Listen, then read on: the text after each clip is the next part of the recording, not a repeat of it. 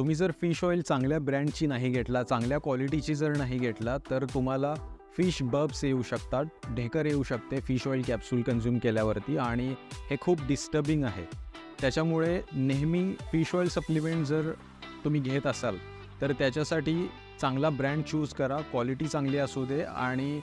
चांगली इन्व्हेस्ट करा त्याच्यामध्ये, ज्याच्यामुळे तुम्हाला हा प्रॉब्लेम नाही होणार. इन केस तरीसुद्धा हा प्रॉब्लेम झाला तर काही फिश ऑइलचे ब्रँड्स आहेत जे एंट्री कोटेड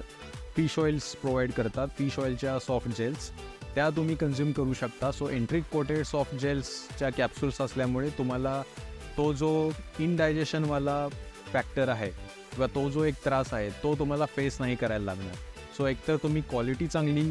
घेऊ शकता फिश ऑइल सप्लिमेंटची आणि ऑब्वियसली एंट्री कोटेड सप्लिमेंट जर तुम्हाला भेटत असेल ॲमेझॉनवरती किंवा तुमच्या आजूबाजूला जे न्यूट्रिशनचं